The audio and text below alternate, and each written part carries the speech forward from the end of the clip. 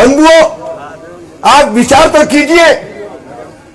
500 साल तक राम जन्मभूमि के आंदोलन को लेकर के सनातनियों का जो संघर्ष रहा है, जो बलिदान, जो अपने आप को जो समर्पित किया है, उस समर्पण की जो लंबी गाथा आप सब जानते हैं साथियों। लेकिन जब एक गरीब मां का बेटा इस देश का प्रधानमंत्री बनता है और प्रधानमंत्री बनने के बाद हमारा जो राम जन्मभूमि का आंदोलन, जो मुद्दा लंबे समय से अटका हुआ था, उसका सर्वोच्च न्यायालय के द्वारा निर्णय दिया जाता है। कहा जाता था कि खून की नदियां बह जाएगी, कोई फैसला तो देके बताए, कहीं मच्छर भी मरा हो तो मुझे बता दीजिए साथियों। माननीय नरेंद्र मोदी जी ने उसी के साथ साथ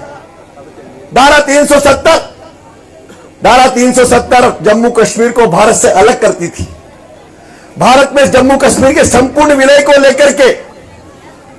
जिस प्रकार का जो निर्णय लेकर के आज देश की मजबूती के लिए जो ऐतिहासिक कदम माननीय नरेंद्र मोदी जी ने उठाया,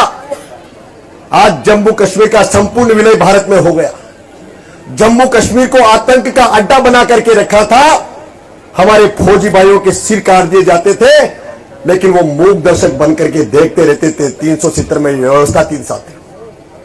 भारत का सैनिक को वहां पर हस्तक्षेप करने से पहले परमिशन लेनी पड़ती थी। लेकिन जब एक मजबूत नेतृत्व आप लोगों ने जब इस देश में 63 सीटें लेकर के 230 में से 163 सीटें लेकर के भारतीय जनता पार्टी की सरकार ने, भारतीय जनता पार्टी ने दूसरी बार एक नया इतिहास इस प्रदेश में बनाया साथी। और बंधुओं, उस इतिहास के साथ साथ जिस प्रकार से आज नरेंद्र मोदी जी के नेतृत्व में पूरी दुनिया नतमस्तक होकर के